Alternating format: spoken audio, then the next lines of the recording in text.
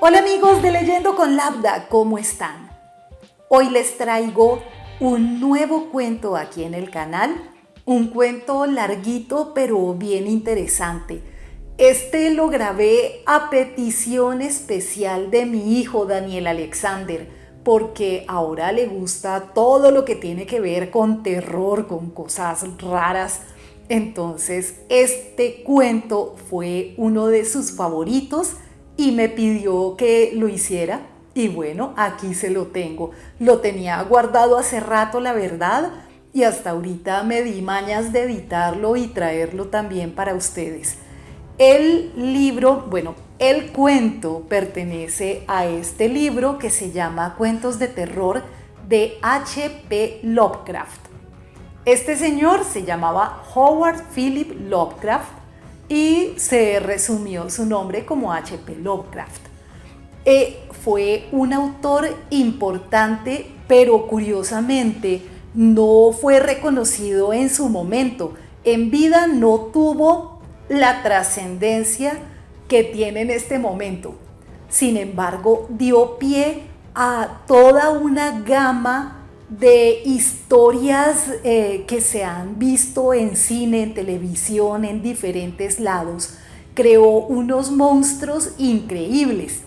Este señor era un escritor tanto de terror como de ciencia ficción y logró combinar las dos cosas en una manera muy interesante. Estos seres que él trae, que nos presenta, son seres de terror, pero que han venido del espacio exterior. Entonces está combinando las dos cosas. Van a verlo, espero que les guste y me cuenten a ver si seguimos haciendo este tipo de cuentos aquí en el canal. Me regalan ese like y nos vemos luego. Bye.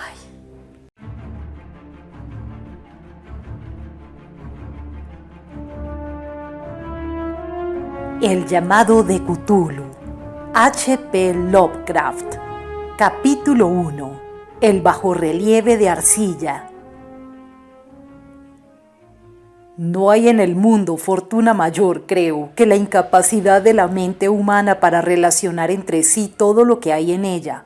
Vivimos en una isla de plácida ignorancia, rodeados por los negros mares de lo infinito, y no es nuestro destino emprender largos viajes.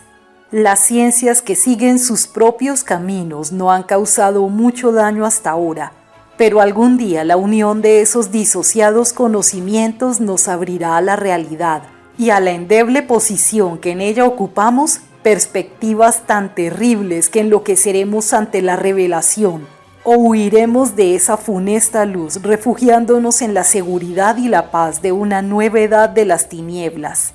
Algunos teósofos han sospechado la majestuosa grandeza del cielo cósmico, del que nuestro mundo y nuestra raza no son más que fugaces incidentes.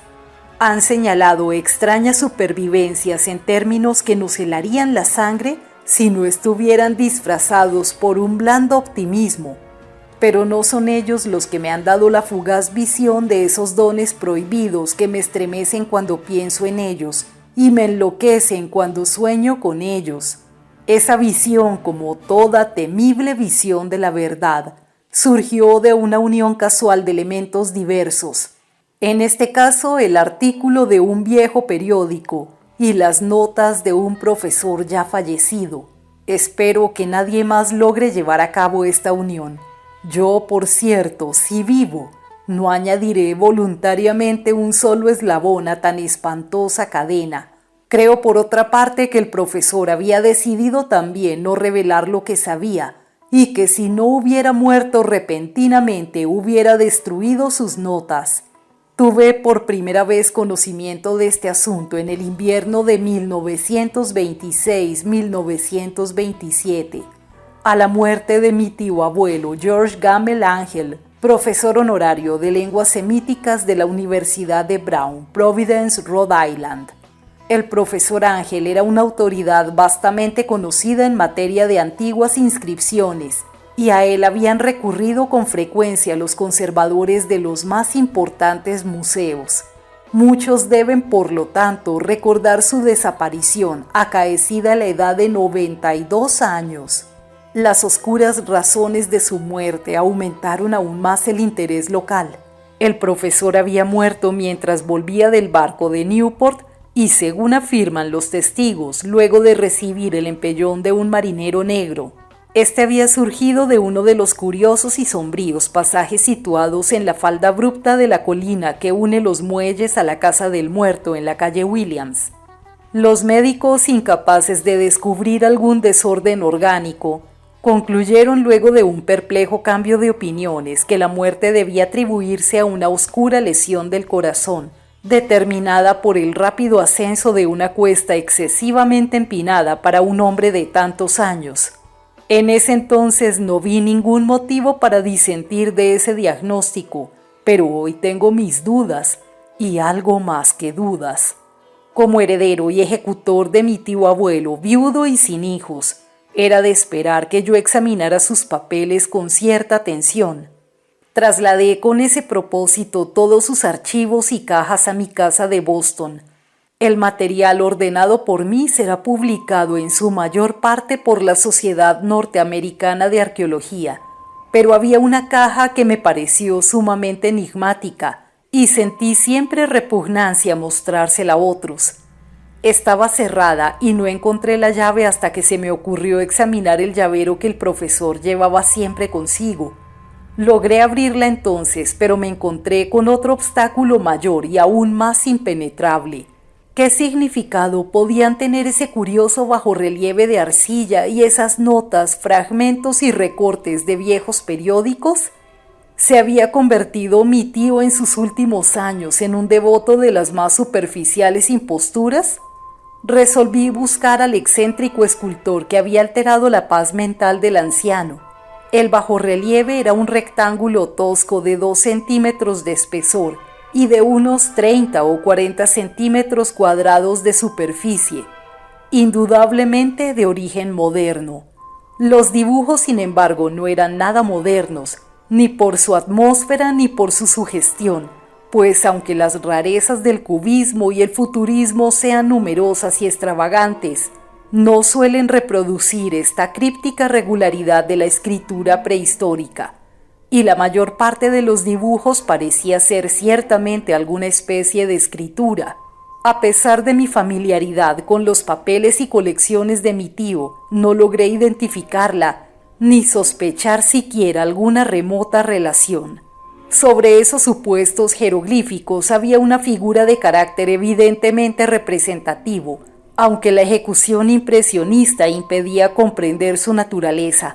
Parecía una especie de monstruo o el símbolo de un monstruo, o una forma que solo una fantasía enfermiza hubiera podido concebir. Si digo que mi imaginación, algo extravagante, concibió a la vez un pulpo, un dragón y una caricatura de un ser humano, no traicionaré el espíritu del dibujo. Sobre un cuerpo escamoso y grotesco, provisto de alas rudimentarias, se alzaba una cabeza pulposa y coronada de tentáculos.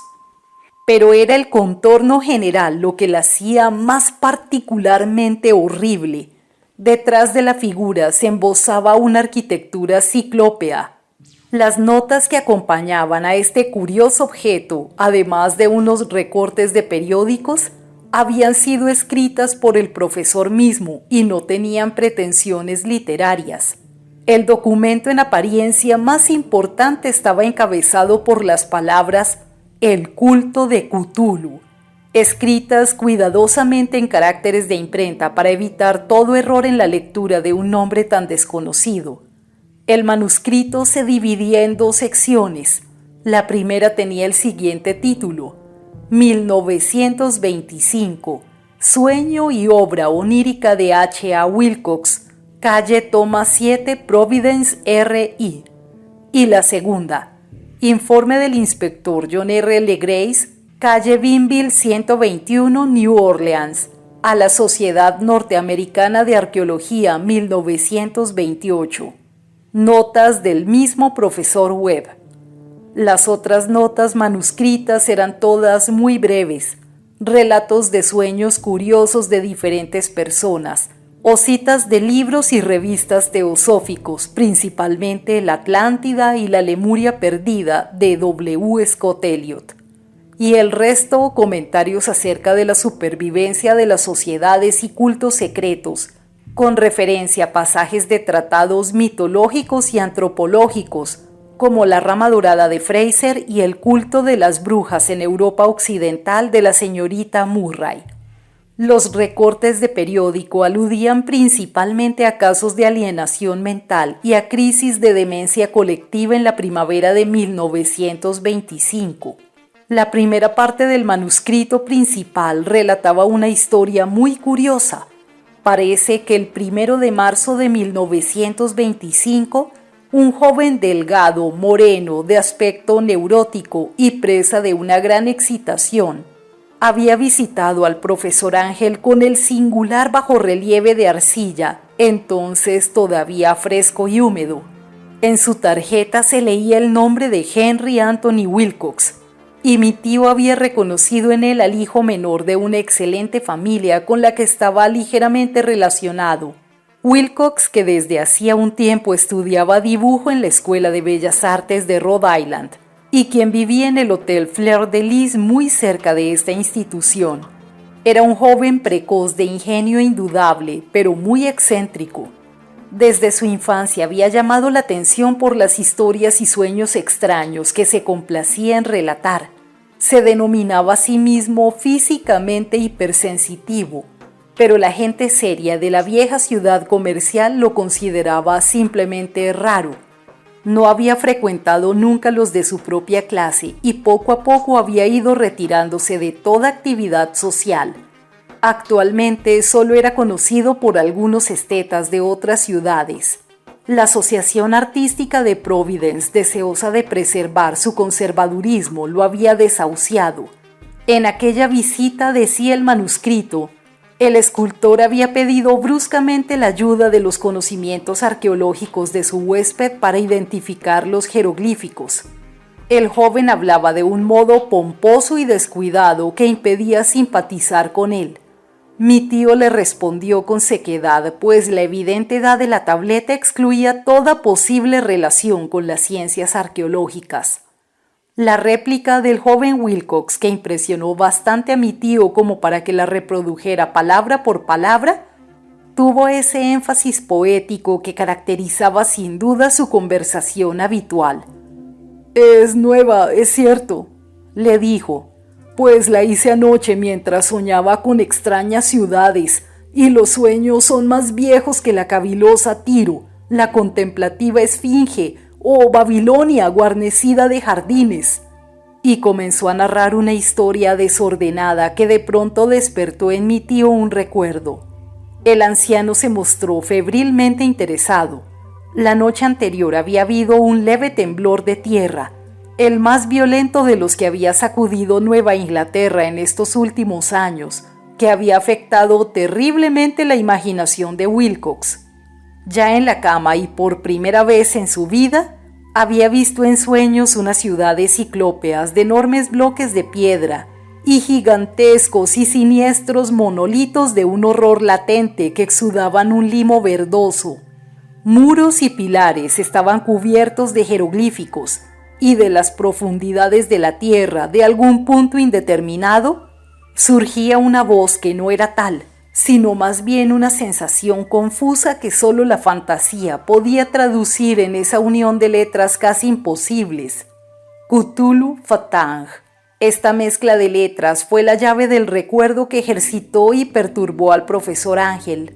Interrogó al escultor con minuciosidad científica y estudió con intensidad casi frenética el bajorrelieve que el joven había estado esculpiendo en sueños, vestido solo con su ropa de dormir y temblando de frío.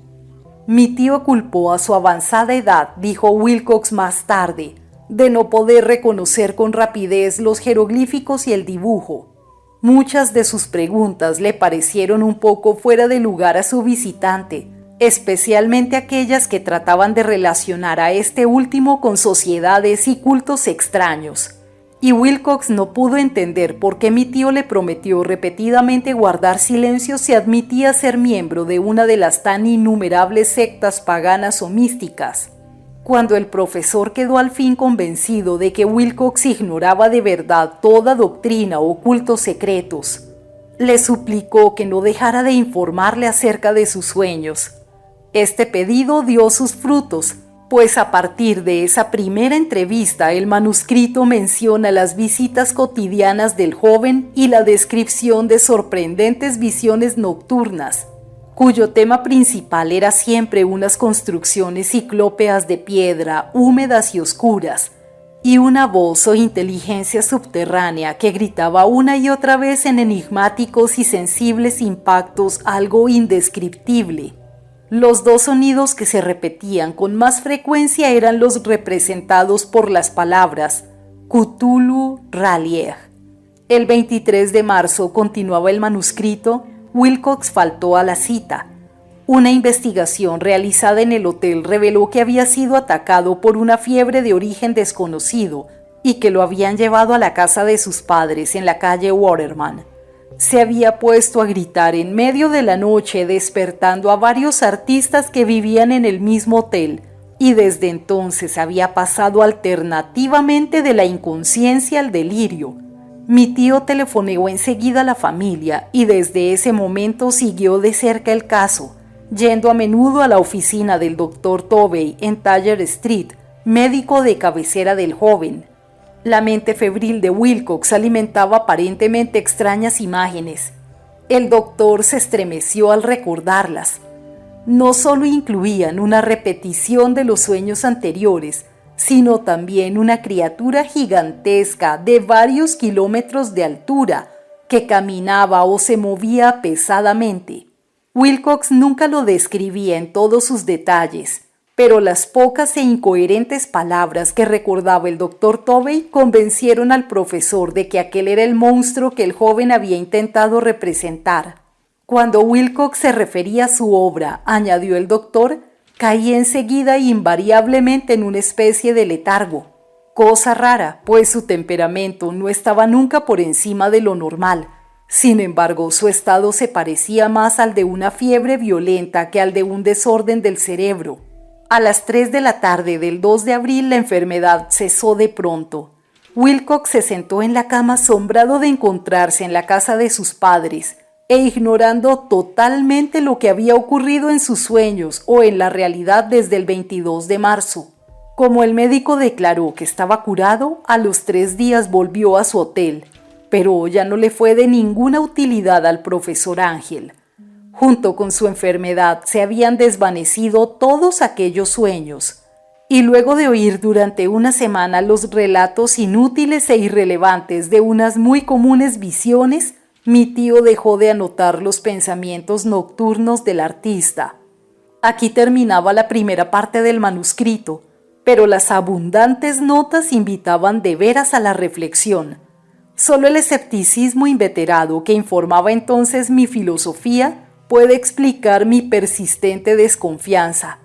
Las notas describían lo que habían soñado diversas personas en el mismo periodo en que el joven Wilcox había tenido sus extrañas revelaciones.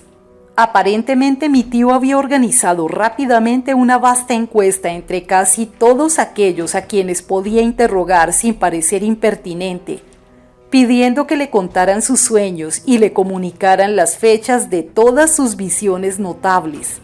Las reacciones habían sido variadas, pero el profesor recibió más respuestas que las que hubiera obtenido cualquier otro hombre sin la ayuda de un secretario. Aunque no conservó la correspondencia original, las notas formaban un completo y muy significativo resumen.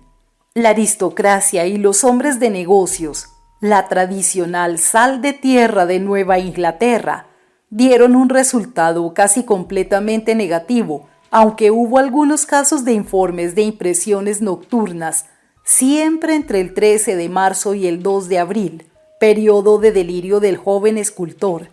Los hombres de ciencia no fueron tampoco muy afectados, aunque por lo mismo 4 vagas descripciones sugerían la visión fugaz de extraños paisajes, y uno de ellos hablaba del temor a algo anormal. Las respuestas más pertinentes procedían de artistas y poetas, que si hubieran podido comparar sus notas habrían sido presas del pánico. Ante la falta de las cartas originales, llegué a sospechar que el compilador había estado haciendo preguntas insidiosas o había modificado el texto de la correspondencia para corroborar lo que había resuelto ver. Por eso persistí en la creencia de que Wilcox, conociendo de algún modo los viejos documentos reunidos por mi tío, había estado engañándolo. Estas respuestas de los artistas narraban una perturbadora historia. Entre el 28 de febrero y el 2 de abril, gran parte de ellos había tenido sueños muy curiosos, alcanzando su máxima intensidad en el tiempo del delirio del escultor. Una cuarta parte hablaba de escenas y sonidos semejantes a los descritos por Wilcox, mientras algunos confesaban su terror ante una criatura gigantesca y sin nombre. Un caso que las notas describían con énfasis era particularmente triste. El sujeto, un arquitecto muy conocido, algo inclinado al ocultismo y la teosofía, se volvió completamente loco la noche que llevaron al joven Wilcox a la casa de sus padres y murió meses después gritando que lo salvaran de algún escapado habitante del infierno. Si mi tío hubiera conservado los nombres de estos casos en vez de reducirlos a números, yo hubiera podido hacer alguna investigación personal. Pero como estaban las cosas, solo pude encontrar a unos pocos. Todos, sin embargo, confirmaron las notas. Me pregunté a menudo si aquellos a quienes había interrogado el profesor Ángel se habían sentido tan intrigados como este grupo. Nunca les di explicaciones, y es mejor así. Los recortes de prensa, como ya he dicho, trataban de casos de pánico, manía y excentricidad, siempre en el mismo periodo. El profesor Ángel debió de haber empleado una agenda de recortes, pues el número de esos extractos era prodigioso y además procedían de todos los rincones del mundo. Uno describía un suicidio nocturno en Londres. Un hombre había saltado por una ventana luego de lanzar un grito horrible. En una confusa carta al editor de un periódico suramericano, un fanático anunciaba, apoyándose en sus visiones, un futuro siniestro. Un despacho de California relataba que una colonia teosófica había comenzado a usar vestiduras blancas ante la proximidad de un glorioso acontecimiento que no llegaba nunca, mientras las noticias de la India se referían cautelosamente a una seria agitación de los nativos producidas a finales de marzo.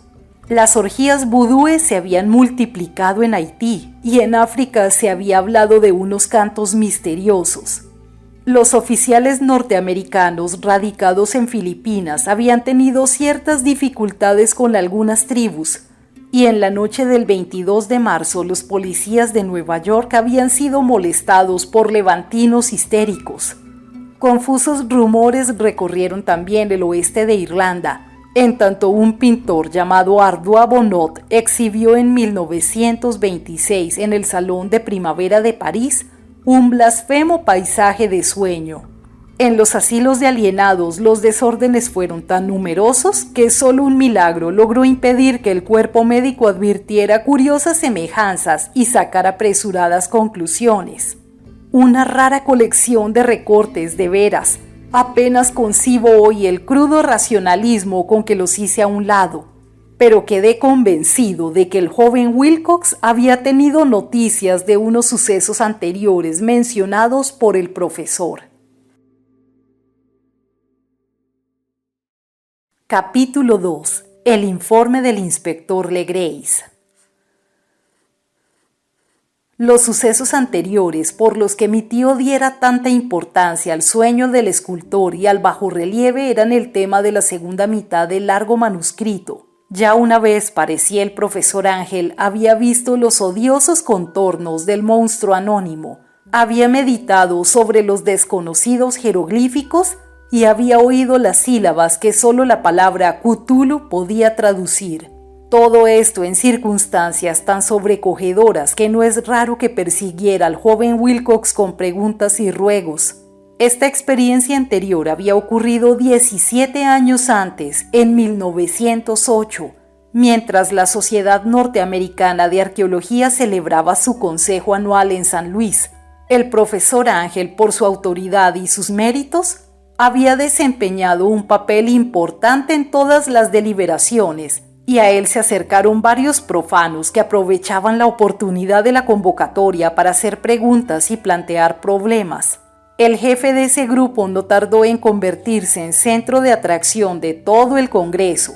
Era un hombre de aspecto muy común, mediana edad, y que había hecho el viaje de Nueva Orleans a San Luis en busca de cierta información que no había podido obtener en su distrito.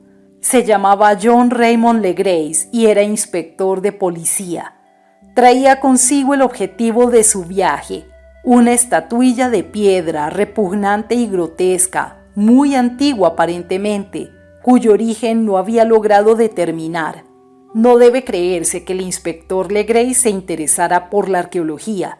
Todo lo contrario, su deseo de instruirse tenía como único origen razones puramente profesionales. La estatuilla, ídolo, fetiche o lo que fuera, había sido encontrada meses antes en los pantanosos bosques del sur de Nueva Orleans en el curso de una expedición contra una presunta ceremonia vudú. Tan singulares y odiosos eran los ritos que la policía comprendió que se hallaba ante un culto totalmente ignorado e infinitamente más diabólico que los del vudú. Los confusos e increíbles relatos arrancados por la fuerza a los prisioneros nada informaron sobre su posible origen. De ahí el deseo de la policía de consultar a alguna autoridad para identificar así el horrible símbolo y seguir las huellas del culto hasta sus fuentes. El inspector Legrace no había imaginado que su pedido convocaría semejante impresión. La aparición de la curiosa estatuilla bastó para excitar a los hombres de ciencia, y pronto todos rodearon al inspector para contemplar de cerca la diminuta figura cuya rareza y aspecto de genuina y abismal antigüedad abrían perspectivas tan misteriosas como arcaicas. Nadie reconoció la escuela escultórica de la que había surgido la estatua, y sin embargo centenares y hasta miles de años parecían haberse posado en la oscura y verdosa superficie de aquella piedra desconocida.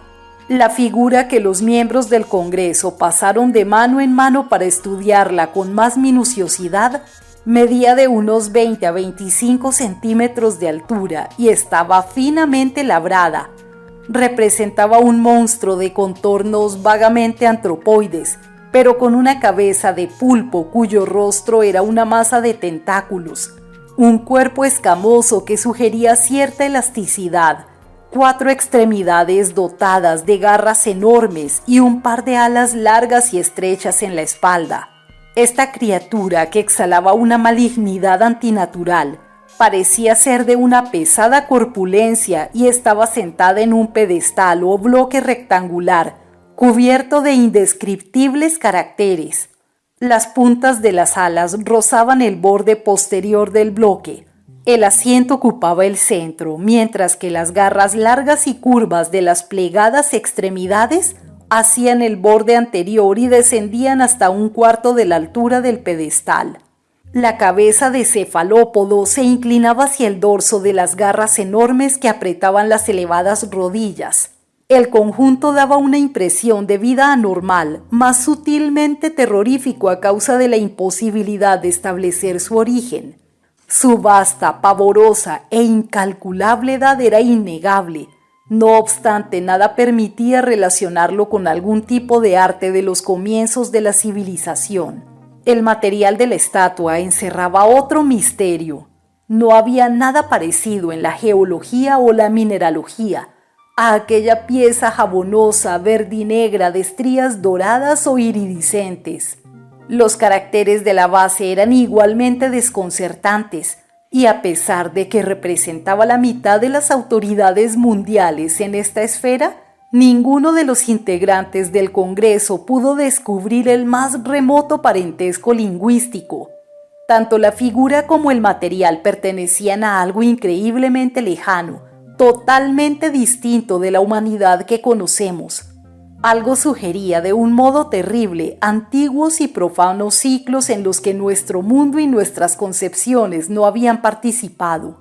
Y sin embargo, mientras los miembros del Congreso sacudían la cabeza y se confesaban incapaces de resolver el misterio, uno de ellos creyó descubrir algo raramente familiar en la efigie y los jeroglíficos, y al fin, no sin reticencia, confesó lo que sabía.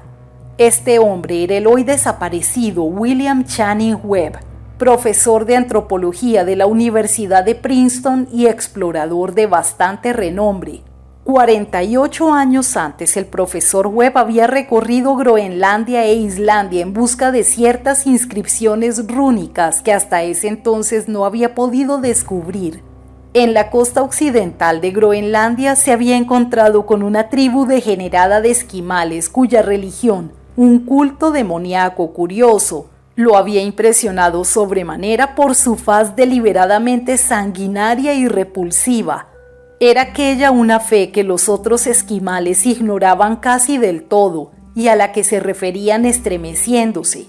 Databan, decían, de épocas muy antiguas anteriores al nacimiento del mundo. Junto a ritos anónimos y sacrificios humanos había invocaciones de origen tradicional dirigidas a un demonio supremo o Tornasuk. El profesor Webb había oído esa invocación en boca de un viejo Angekok o brujo sacerdote y la había transcrito fonéticamente hasta donde era posible en caracteres romanos. Pero lo que ahora parecía importante era el fetiche adorado de ese culto, alrededor del cual bailaban los esquimales cuando la aurora boreal brillaba muy por encima de los acantilados de hielo. Era, declaró el profesor, un tosco bajorrelieve de piedra con una figura horrible y algunos caracteres misteriosos. Creía recordar que se parecía por lo menos en todos los rasgos esenciales a la criatura bestial que ahora estaban examinando.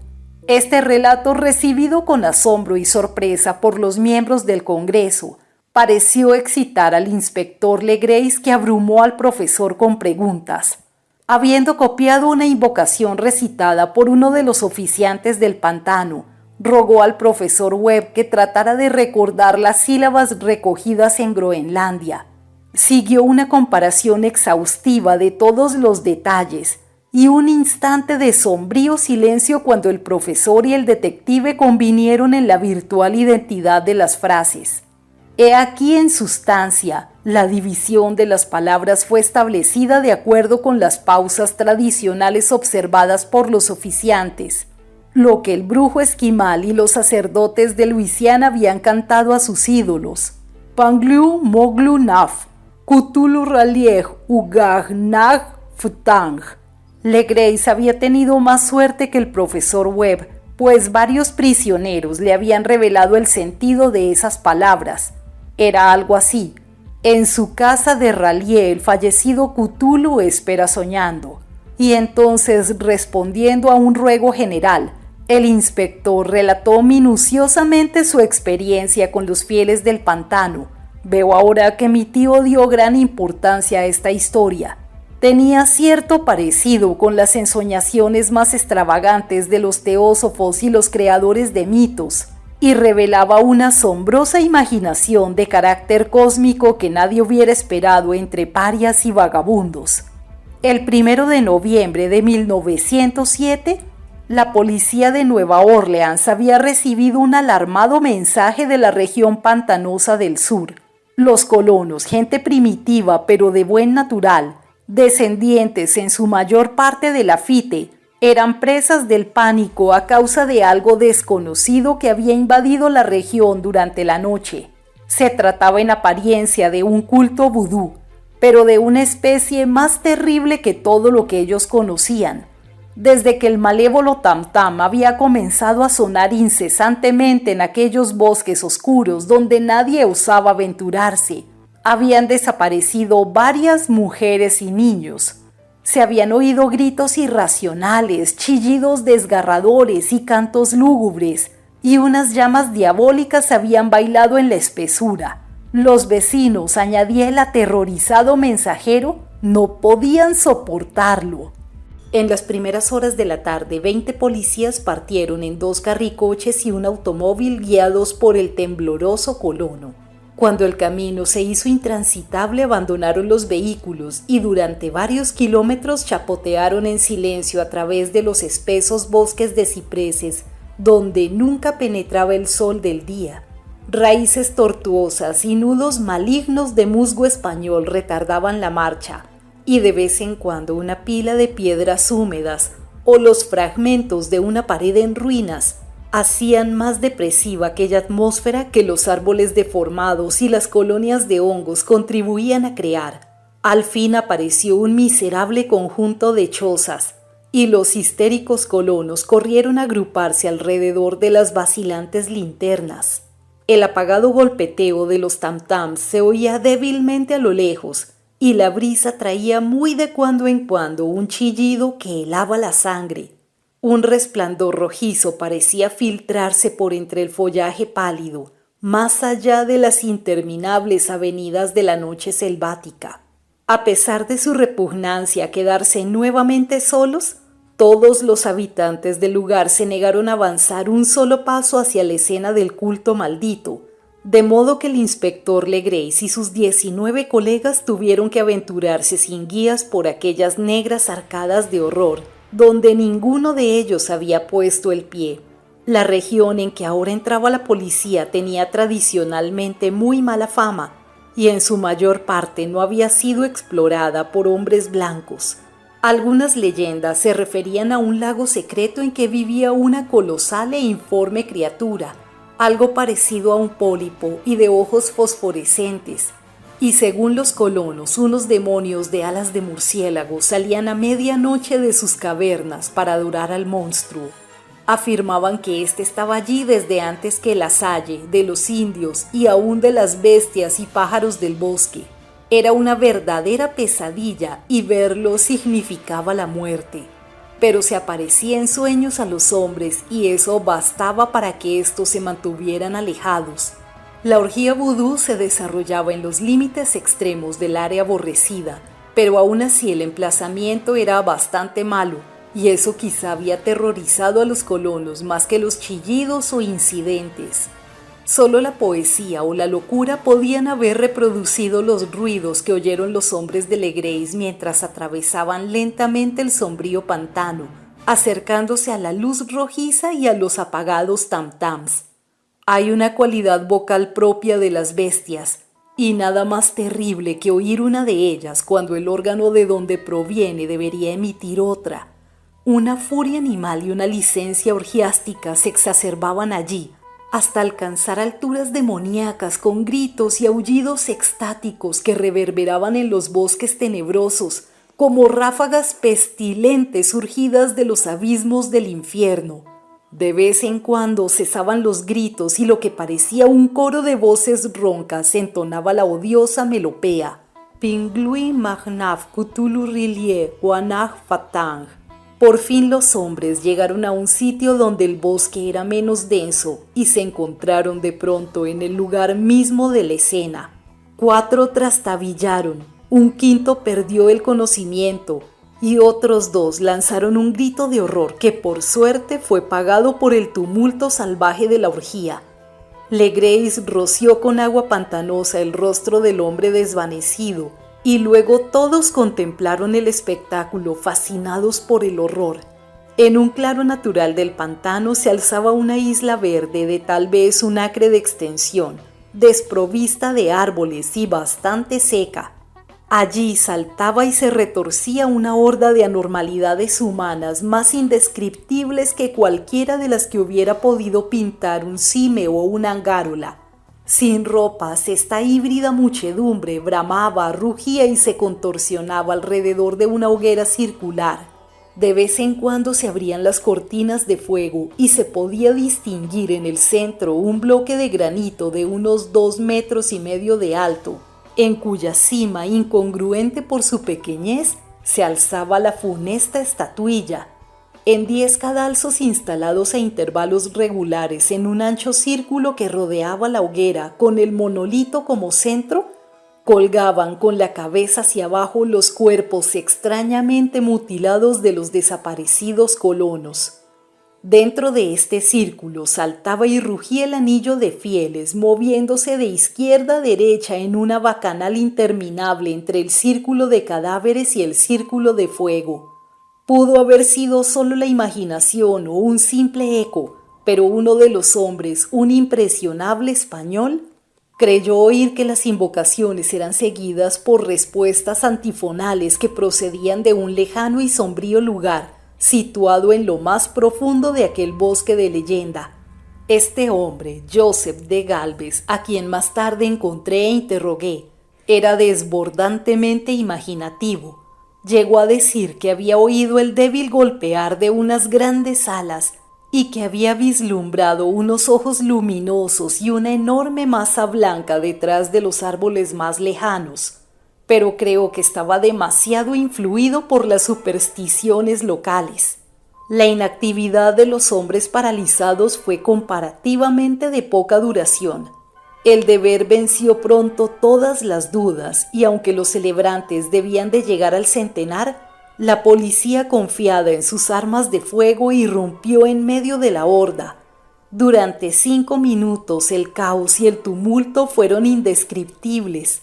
Hubo furiosos golpes, disparos y huidas, pero finalmente Legreis pudo contar 47 prisioneros, a los que obligó a vestirse rápidamente y que rodeó de policías.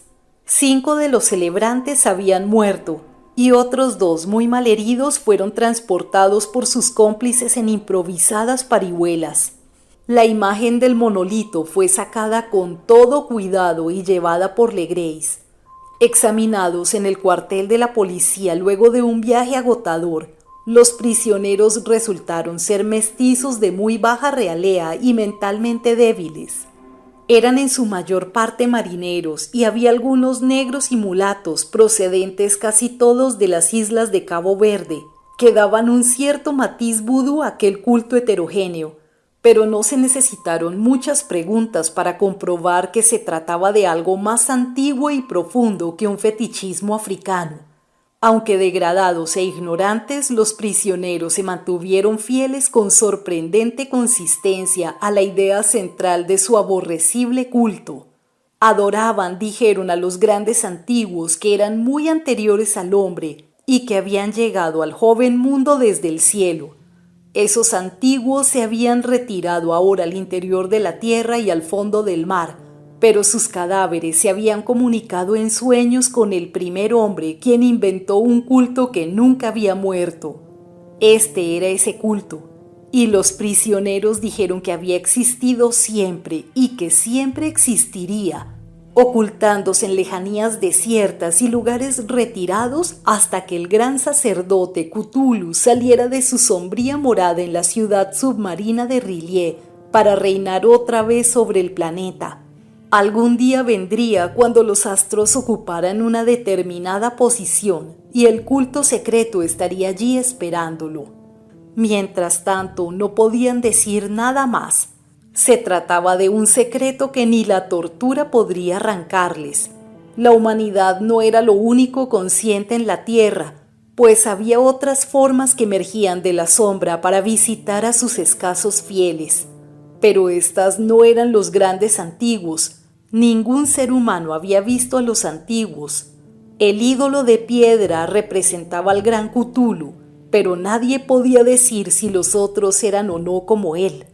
Nadie era capaz de descifrar ahora la antigua escritura. Muchas cosas se transmitían oralmente. La invocación ritual no era el secreto. Este no se comunicaba nunca en voz alta.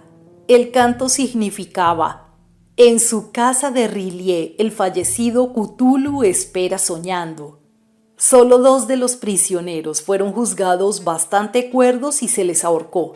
El resto fue enviado a diversas instituciones.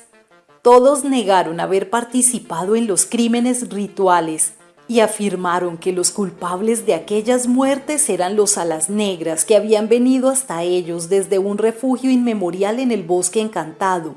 Pero nada coherente se pudo saber de aquellos aliados misteriosos.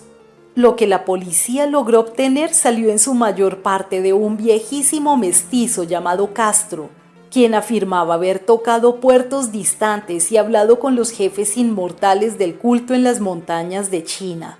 El viejo Castro recordaba fragmentos de odiosas leyendas que empequeñecían las especulaciones de los teósofos y hacían de nuestro mundo algo reciente y fugaz.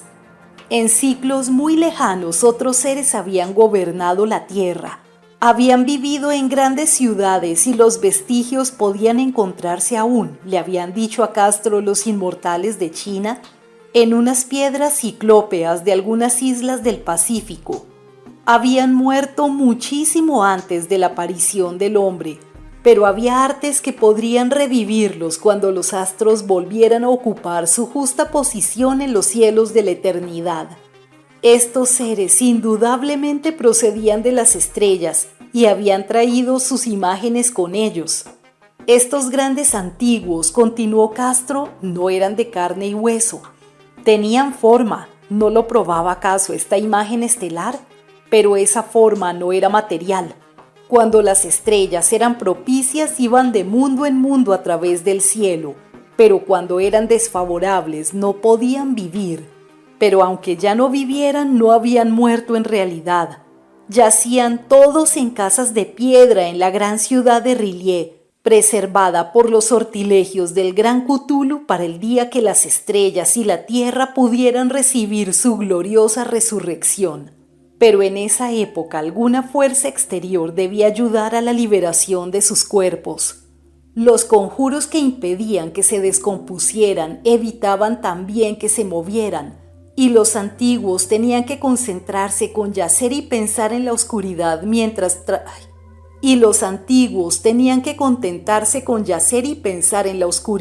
mientras transcurrían millones de años.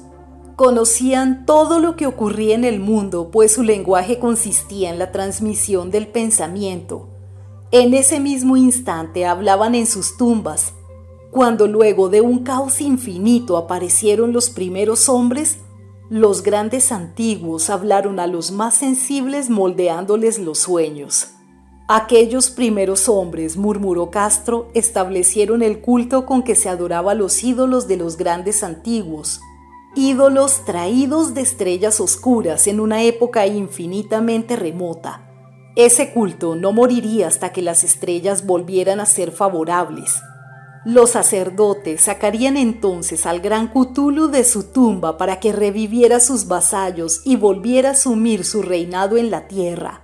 Ese tiempo sería fácil de conocer, pues entonces la humanidad se parecería a los grandes antiguos, salvaje y libre, más allá del bien y del mal, sin moral y sin ley. Y todos los hombres gritarían y matarían y gozarían alegremente. Los antiguos liberados enseñarían nuevos modos de gritar y matar y gozar, y el mundo entero ardería en un holocausto de libertad y éxtasis. Mientras tanto, el culto con apropiados ritos debía conservar el recuerdo de aquellos días antiguos y presagiar su retorno. En los primeros tiempos, algunos hombres escogidos habían hablado en sueños con aquellos seres, pero luego había pasado. La gran ciudad de piedra de R'lyeh, con sus monolitos y sepulcros, se había hundido bajo las olas y las aguas de los abismos con ese misterio primigenio que nadie había pensado ni siquiera en penetrar. Habían interrumpido esas citas espectrales, pero los recuerdos no morían, y los altos sacerdotes afirmaban que cuando los astros fueran favorables la ciudad volvería a la superficie. Entonces los viejos espíritus de la tierra, mohosos y sombríos, saldrían de sus subterráneos y propagarían los rumores recogidos allá, en olvidados fondos del océano. Pero de ellos el viejo Castro no se atrevía a hablar. Se interrumpió de pronto y ni la persuasión ni las sutilezas pudieron arrancarle más información. Tampoco quiso mencionar curiosamente el tamaño de los antiguos. En cuanto al culto, afirmó que su centro debía encontrarse en los desiertos intransitados de Arabia, donde Irem, la ciudad de los pilares, sueña aún intacta y secreta. No tenía relación alguna con la brujería europea y solo era conocido por sus miembros. Ningún libro aludía a él, aunque los chinos inmortales decían que en el Necronomicon del árabe loco Absul al-Hazred había un sentido oculto que el iniciado podía interpretar de muy diversas maneras, especialmente en el tan discutido dístico: no está muerto quien puede yacer eternamente, y en épocas extrañas hasta la muerte puede morir. Legreis, profundamente impresionado y no poco intrigado, había buscado sin éxito las filiaciones históricas del culto. Castro aparentemente había dicho la verdad al afirmar que era un secreto. Las autoridades de la Universidad de Tulán no pudieron arrojar luz alguna sobre el culto o la imagen, y ahora recurría a las mayores autoridades y se encontraba nada menos que con el episodio de Groenlandia del profesor Webb. El ferviente interés que despertó el relato de Legreis, corroborado con la presencia de la estatuilla, tuvo algún eco en las cartas que intercambiaron luego los miembros del Congreso, pero apenas hay alguna mención en el informe oficial. La prudencia es preocupación primordial de aquellos que se enfrentan a menudo a la charlatanería y la impostura. Legreis prestó durante un tiempo la estatua al profesor Webb, pero a la muerte de este último le fue devuelta y está desde entonces en su casa. Allí la he visto no hace mucho tiempo. Es de verdad algo estremecedor e indiscutiblemente parecida a la escultura labrada en sueños por el joven Wilcox. No me asombró que mi tío se hubiera excitado con el relato del joven.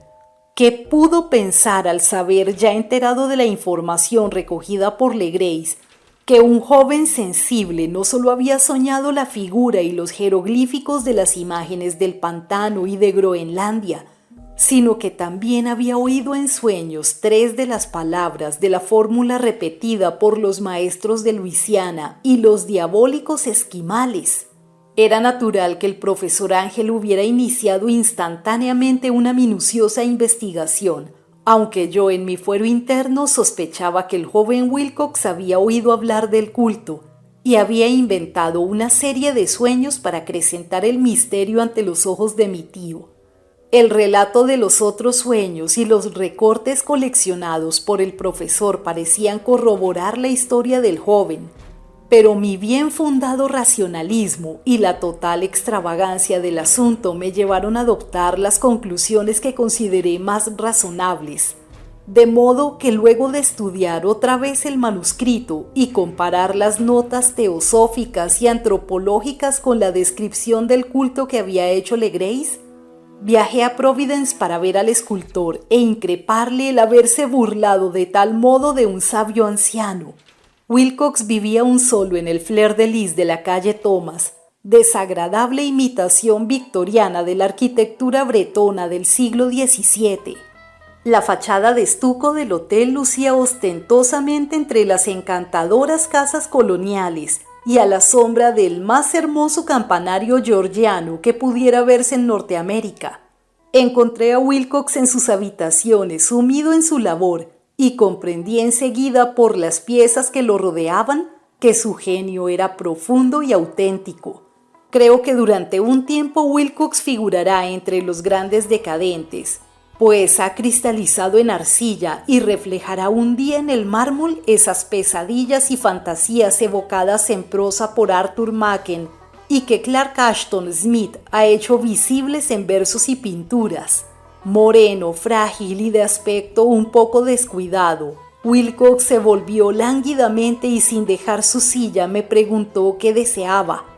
Cuando le dije quién era, manifestó cierto interés, pues mi tío había exacerbado su curiosidad al examinar sus raros sueños, aunque sin expresar las razones de ese examen. Sin sacarlo de su ignorancia, traté prudentemente de hacerlo hablar. Poco tiempo me bastó para convencerme de que era absolutamente sincero. Hablaba de sus sueños de un modo inequívoco. Esos sueños y su residuo subconsciente habían influido profundamente en su arte, y me mostró una estatua mórbida cuyo modelado casi me estremeció por la fuerza de su oscura sugestión. No recordaba haber visto el original excepto en el bajorrelieve creado durante un sueño, pero los contornos se habían formado insensiblemente bajo sus manos. Era sin duda la forma gigantesca de la que había hablado en su delirio. Comprobé muy pronto que no sabía nada del culto, salvo lo que el constante interrogatorio de mi tío había dejado escapar, y traté otra vez de concebir de qué modo podría haber recibido esas impresiones sobrenaturales.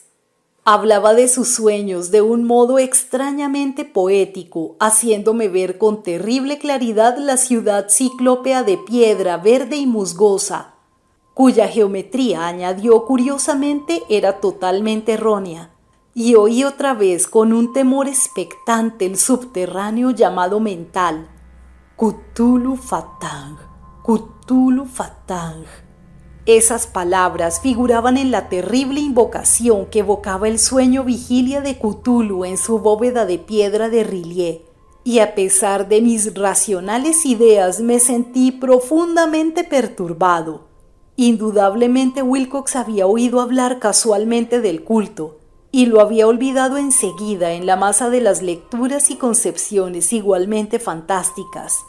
Más tarde, en virtud de su impresionable carácter, el culto había encontrado un modo de expresión subconsciente en los sueños, el bajorrelieve de arcilla y la estatua que yo estaba ahora contemplando. De modo que la superchería había sido involuntaria. El joven tenía unos modales un poco afectados y un poco vulgares que me desagradaban de veras, pero yo ya estaba dispuesto a admitir tanto su genio como su honestidad. Me despedí amablemente y le deseé todo el éxito que su talento prometía. El asunto del culto continuó fascinándome y a veces imaginaba poder adquirir un gran renombre investigando su origen y relaciones. Visité Nueva Orleans, hablé con Legrais y otros de los que habían participado en aquella vieja expedición. Examiné la estatuilla y hasta interrogué a los prisioneros que todavía vivían. El viejo Castro, por desgracia, había muerto hacía varios años. Lo que escuché entonces de viva voz, aunque no fue más que una confirmación detallada de los escritos de mi tío, acrecentó mi interés y tuve la seguridad de estar sobre la pista de una religión muy antigua y secreta cuyo descubrimiento me convertiría en un antropólogo famoso.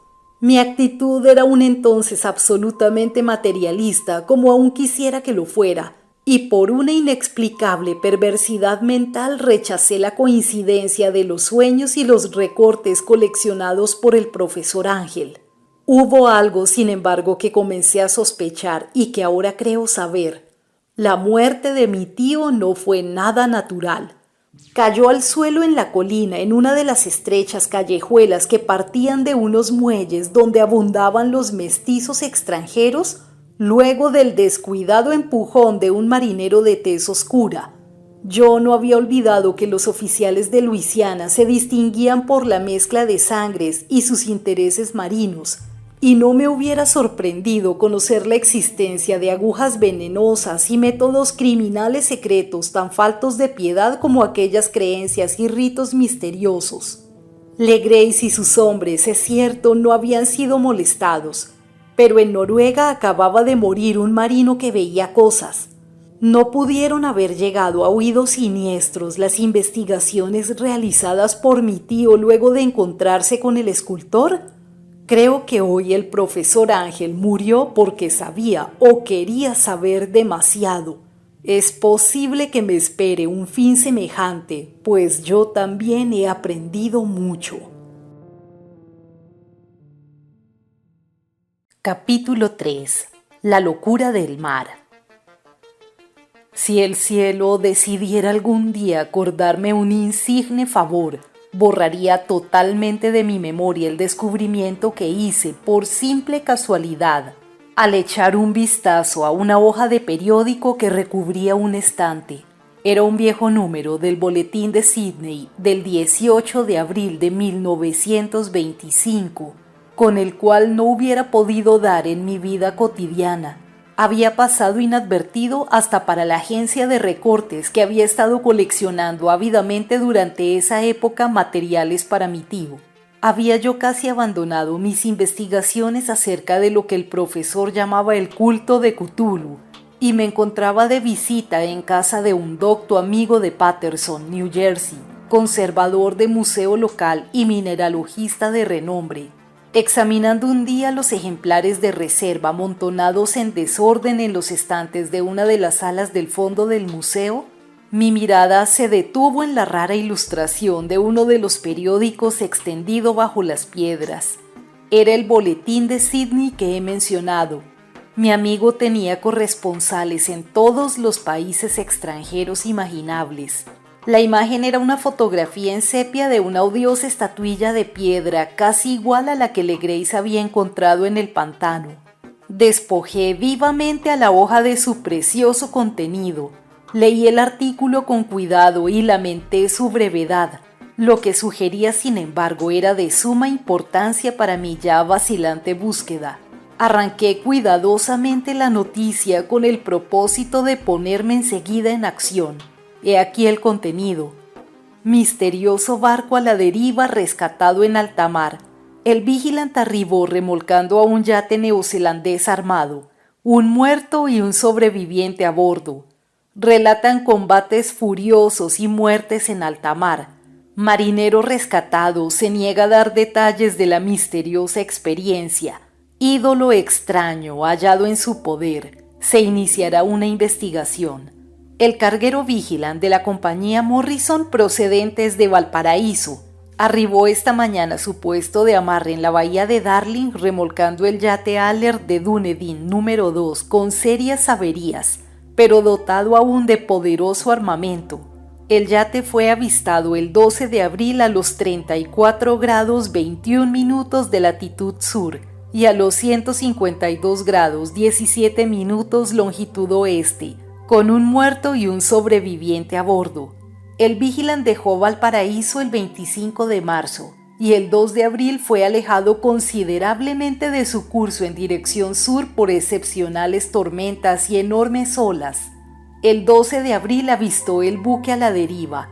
En apariencia había sido abandonado, pero luego descubrió que llevaba un sobreviviente en estado de delirio y un hombre muerto por lo menos desde hacía una semana. El sobreviviente apretaba entre sus manos una piedra horrible de origen desconocido, de unos 30 centímetros de alto, cuyo origen los profesores de la Universidad de Sydney, la Sociedad Real y el Museo de Cal College no pudieron determinar, y que el hombre afirmaba haber descubierto en una cabina del yate en un altarcito rudimentario. Este hombre ya recobrado relató una historia de piratería y violencia sumamente extraña. Se trata de un noruego llamado Gustav Johansen, de cierta cultura, segundo oficial en la goleta Emma de Auckland, que partió para el Callao el 20 de febrero con una tripulación de 20 hombres. El Emma, dijo, fue retrasado y alejado considerablemente de su ruta por la tormenta del 1 de marzo, y el 22 del mismo mes a los 49 grados 51 minutos de latitud sur y a los 128 grados 54 minutos de longitud este, encontró al Alert conducido por una tripulación de canacos y mestizos de aspecto patibulario. El capitán Collins no obedeció la orden de virar y la tripulación del yate abrió fuego sin aviso con una batería de cañones de bronce particularmente pesada. Los marineros del Emma, dijo el sobreviviente, se resistieron con valentía, y aunque la goleta comenzó a hundirse, pues varios proyectiles habían alcanzado la línea de flotación, lograron acercarse al enemigo y lo abordaron poniéndose a luchar en cubierta. Como los tripulantes del yate combatían de un modo torpe y cruel, tuvieron que matarlos a todos. 3 de los hombres del Emma, incluso el capitán Collins y el primer oficial Green, murieron, y los 8 restantes, bajo el mando del segundo oficial Johansen, se pusieron a navegar en la dirección seguida originalmente por el yate, a fin de descubrir por qué motivo se les había ordenado cambiar de rumbo. Al día siguiente desembarcaron en una islita que no figuraba en ningún mapa. 6 de los hombres murieron allí, aunque Johansen se mostró particularmente reticente al respecto y dijo que habían caído en una grieta entre las rocas. Más tarde, parece, Johansen y sus compañeros volvieron al yate y trataron de hacerlo navegar, pero fueron vencidos por la tormenta del 2 de abril.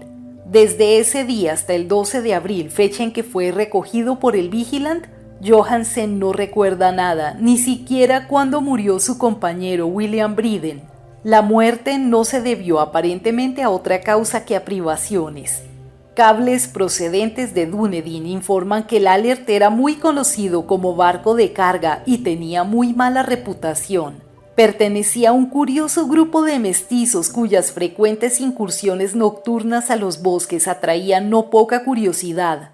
Luego de la tormenta y los temblores de tierra del 1 de marzo se había hecho apresuradamente a la vela. Nuestro corresponsal en Auckland afirma que Lema y sus tripulantes gozaban de una excelente reputación y que Johansen es un hombre digno de toda confianza. El almirantazgo va a iniciar una investigación sobre este asunto, durante el cual se tratará de convencer a Johansen para que hable más libremente. Esto era todo, además de la diabólica imagen. Pero ¿qué pensamientos despertó en mi mente? Estas nuevas y preciosas noticias acerca del culto de Cthulhu probaban que éste tenía fieles seguidores tanto en el mar como en la tierra. ¿Qué motivo había impulsado a la híbrida tripulación a ordenar el regreso de Lema mientras navegaban con su ídolo? ¿Qué isla desconocida era aquella en que habían muerto 6 de los tripulantes, acerca de la cual el contramaestre Johansen se mostraba tan reticente? ¿Qué resultado había tenido la investigación del almirantazgo y qué se sabía del odioso culto en Dunedin? Y lo más extraordinario, qué profunda y natural relación de hechos era esta que daba una significación maligna e innegable a los sucesos tan cuidadosamente anotados por mi tío. El 1 de marzo, el 28 de febrero, de acuerdo con el uso horario internacional, se habían producido una tormenta y un terremoto.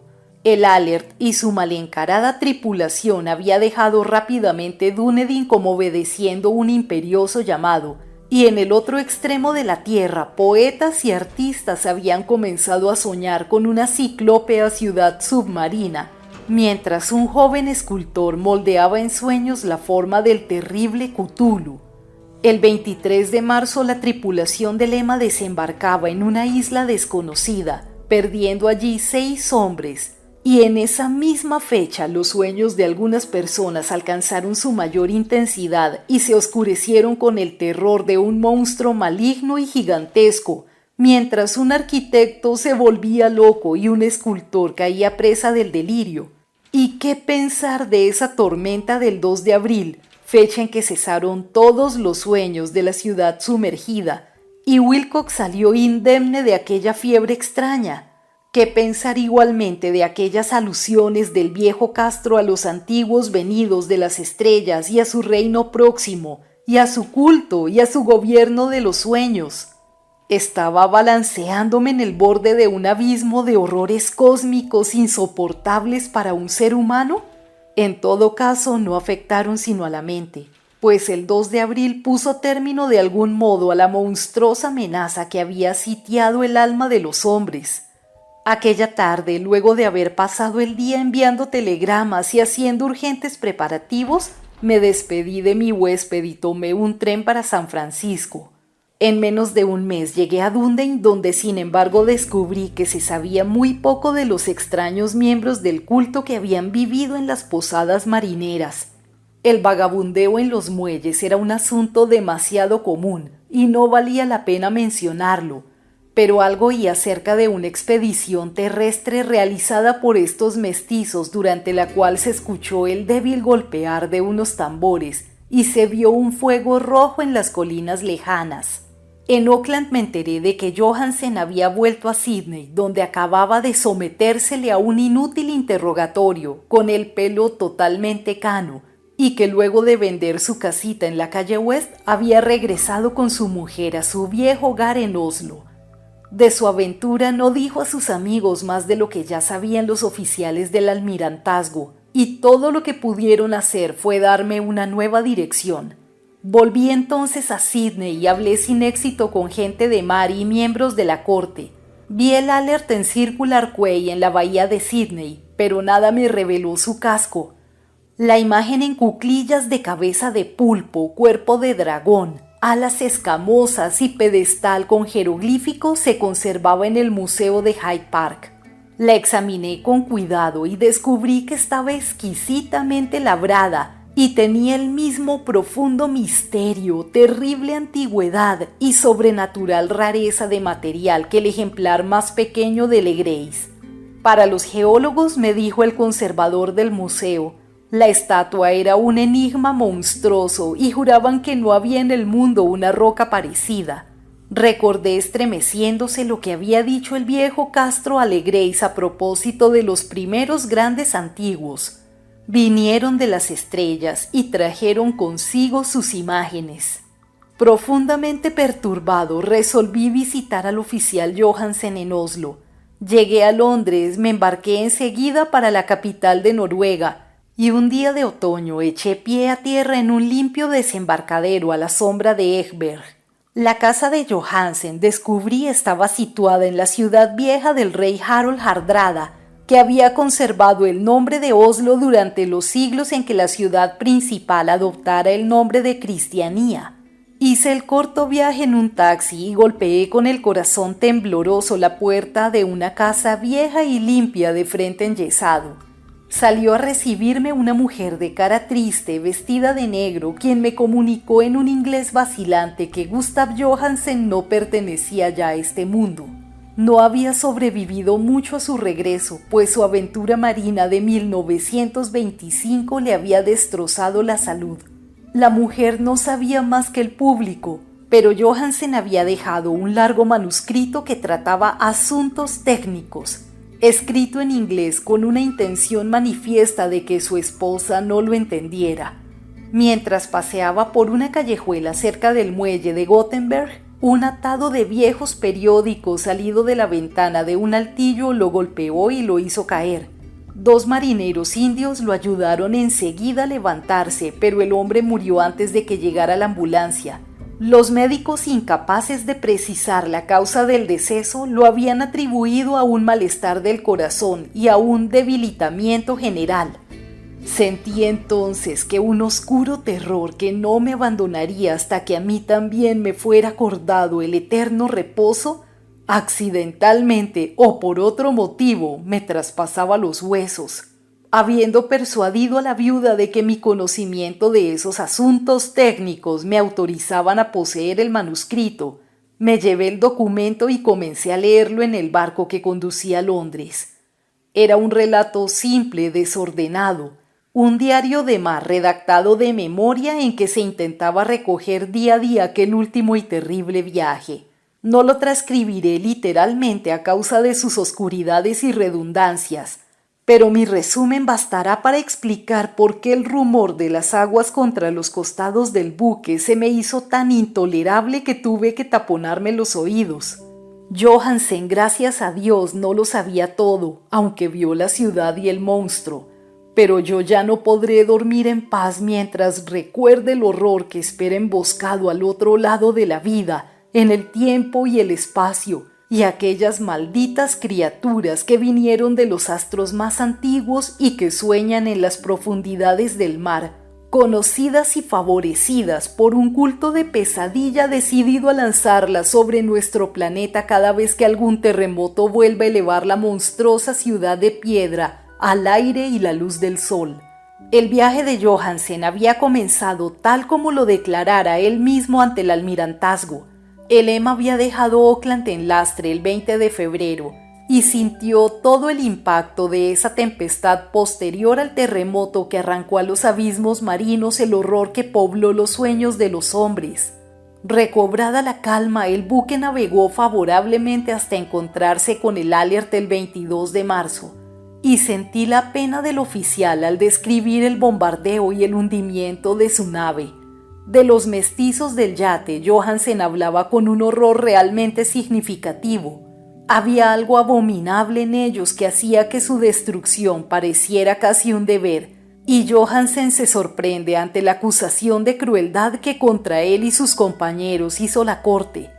Ya en el yate capturado, Johansen y sus hombres, impulsados por la curiosidad, prosiguen viaje hasta avistar una alta columna de piedra que emerge del océano y a los 49 grados 9 minutos de latitud oeste y 126 grados 43 minutos de longitud sur, se encuentran ante una costa barrosa y una albañilería ciclópea cubierta de algas que no puede ser sino la sustancia tangible del terror supremo del universo, la ciudad muerta de Rilé, construida hace millones de años antes de los comienzos de nuestra historia por las enormes y espantosas criaturas que descendieron desde unos astros desconocidos. Allí yacen el gran Cthulhu y sus compañeros, ocultos en unas bóvedas verdes y húmedas desde donde envían luego de incalculables ciclos pensamientos que aterrorizan a los hombres sensibles y reclaman imperiosamente a los fieles del culto que inicien el peregrinaje de la liberación y la restauración. El oficial Johansen ignoraba todo esto, pero Dios sabe bien que había visto bastante. Creo que emergió de las aguas solo la cima de la ciudadela, coronada por un enorme monolito donde yace el gran Cthulhu. Cuando imagino el tamaño de todo lo que puede esconder el fondo del océano, siento deseos de morir sin esperar ya más. Johansen y sus hombres se sintieron aterrados ante la majestad cósmica de esta húmeda Babilonia habitada por demonios, e instintivamente debieron sospechar que no pertenecía ni a este ni a ningún otro planeta similar. En todas las líneas de la estremecida descripción de Johansen se advierte el mismo pavor ante el tamaño indescriptible de los bloques de piedra verde, ante la altura vertiginosa del monolito labrado, ante la asombrosa identidad de esas colosales estatuas y bajorrelieves con la rara imagen encontrada en la sentina del Alert. Sin conocer el futurismo, Johansen describe al hablar de la ciudad algo muy parecido a una obra futurista. En vez de referirse a una estructura definida, algún edificio, se reduce a hablar de vastos ángulos y superficies pétreas, superficies demasiado grandes para ser de este mundo y cubiertas por jeroglíficos e imágenes horribles. Menciono estos ángulos pues me recuerdan a los sueños que me relató Wilcox. El joven escultor afirmó que la geometría de la ciudad de sus sueños era anormal, no euclidiana, y que sugería esferas y dimensiones distintas de las nuestras.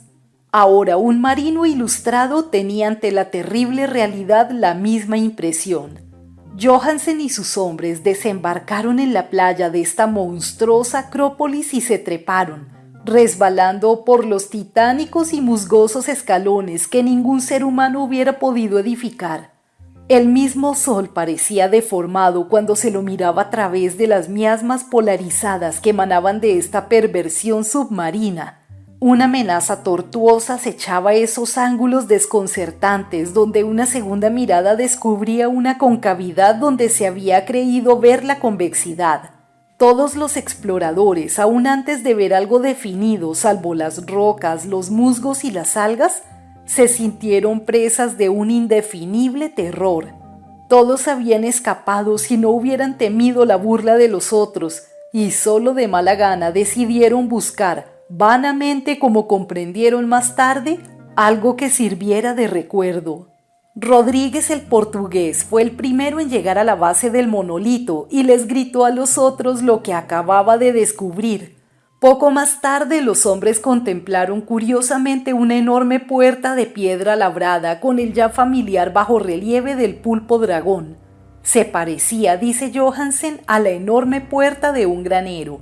Todos vieron allí una puerta, ya que estaba encuadrada en un umbral, un dintel y dos montantes. Pero nadie pudo decidir si estaba situada horizontalmente como la puerta de una trampa o algo inclinada como la puerta exterior de un altillo. Como lo hubiera dicho Wilcox, la geometría del lugar era errónea.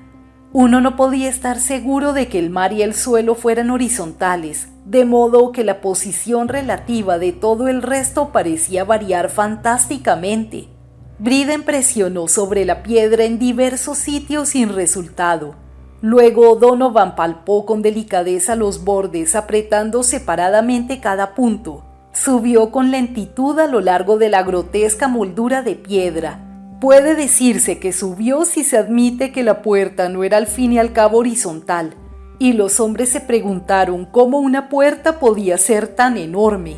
Al fin, muy valientemente, muy lentamente, la parte superior del panel comenzó a inclinarse hacia adentro y todos vieron que la piedra se balanceaba.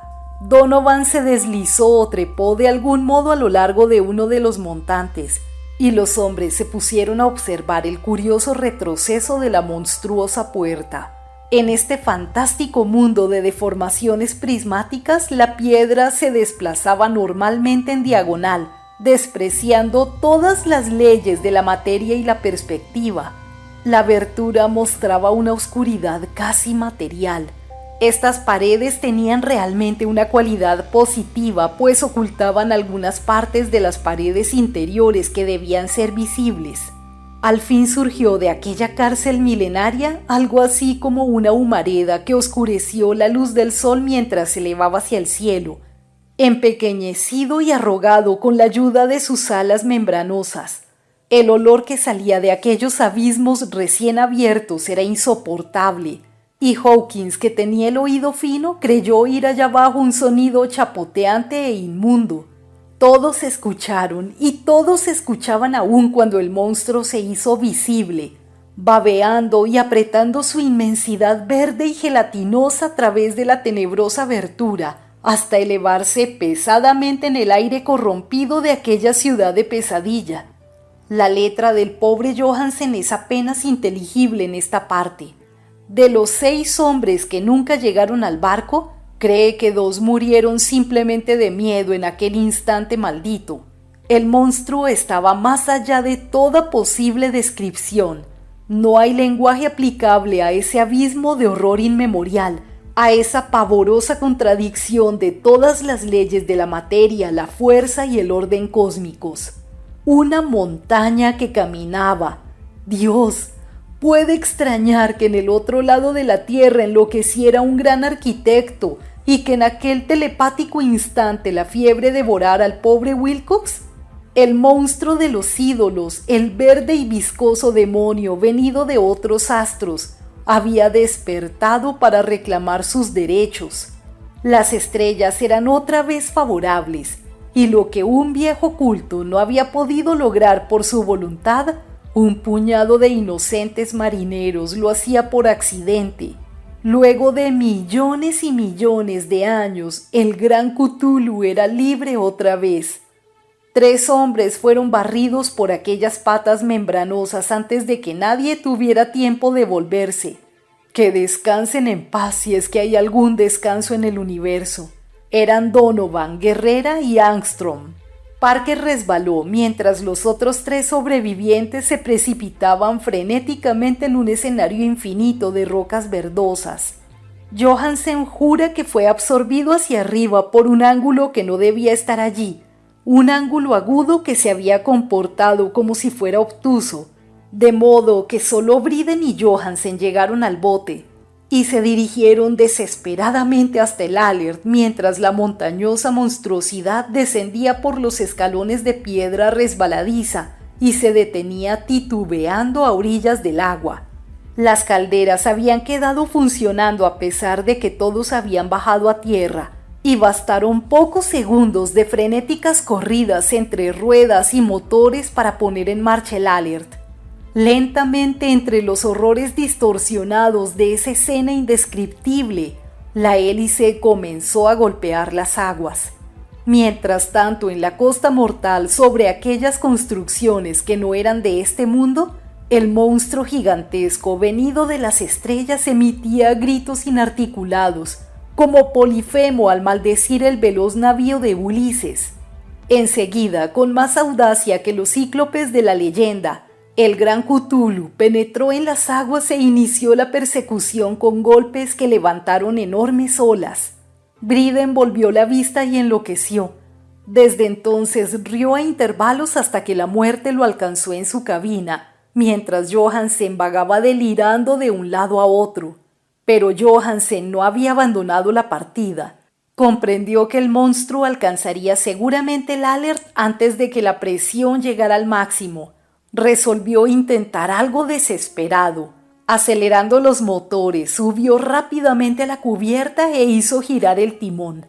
En la superficie de las aguas hubo un remolino espumoso y mientras crecía la presión del vapor, el valiente noruego dirigió el navío contra aquella montaña gelatinosa que se alzaba sobre las sucias espumas, como la popa de un galeón demoníaco. La horrible cabeza de pulpo envuelta en tentáculos llegaba casi hasta la punta del bauprés, pero Johansen no retrocedió. Hubo un estallido como el de un globo que se desinfla, un líquido inmundo como el que surge de un hendido pez luna, una hediondez que el cronista no se atrevió a describir. Durante un instante una nube verde, acre y enceguecedora envolvió el buque y un hervor maligno quedó a popa, donde Dios del cielo, la esparcida plasticidad de aquella entidad celeste estaba recombinándose y recobrando su forma primitiva, mientras el Alert se alejaba más y más y ganaba velocidad. Eso fue todo. Desde ese momento, Johansen se contentó con meditar sombríamente sobre el ídolo de la cabina y preparar algo de comida para él y su enloquecido compañero que reía carcajadas. No trató de dirigir el navío, pues de aquel incidente quedaba un gran vacío en su alma. Luego sobrevino la tormenta del 2 de abril que terminó de nublar su conciencia. Recordaba confusamente infinitos abismos líquidos de espectrales paredes giratorias, vertiginosos desplazamientos por mundos huidizos en la cola de un cometa y saltos convulsivos de las profundidades del mar hasta la luna y luego otra vez hasta el mar, todo envuelto en el coro de carcajadas de las antiguas divinidades y de los verdes demonios del Tártaro de alas de murciélago. Luego de esas pesadillas vino el rescate, el Vigilant, el tribunal del almirantazgo, las calles de Dunedin y el largo viaje de retorno a la casa junto a Egberg. Nada podía contar, pasaría por loco. Lo escribiría todo antes de morir, pero su mujer no debería sospechar nada. La muerte sería para él beneficiosa solo si borraba los recuerdos. Tal era el documento que leí. Lo he guardado en la caja de lata junto con el bajorrelieve de arcilla y los papeles del profesor Ángel. Incluiré este relato, esta prueba de mi propia cordura donde se ha unido lo que espero que nunca volverá a unirse. He contemplado todo lo que en el universo puede haber de horroroso y aún los cielos de primavera y las flores del verano me parecerán desde ahora impregnados de veneno, pero no creo que viva mucho. Como desaparecieron mi tío y el pobre Johansen, así desapareceré yo. Conozco demasiado y el culto todavía existe. Cthulhu existe también, supongo, en ese refugio de piedra que le sirve de abrigo desde que el sol era joven. Su ciudad maldita se ha hundido otra vez, pues el Vigilant navegó por aquel lugar después de la tormenta de abril. Pero sus ministros en la tierra bailan aún, y cantan y matan en lugares aislados alrededor de monolitos de piedra coronados de imágenes.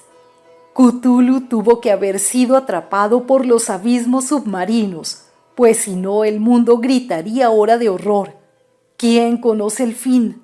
Lo que ha surgido ahora puede hundirse y lo que se ha hundido puede surgir. La abominación espera y sueña en las profundidades del mar, y sobre las vacilantes ciudades de los hombres flota la destrucción. Llegará el día, pero no debo ni puedo pensarlo.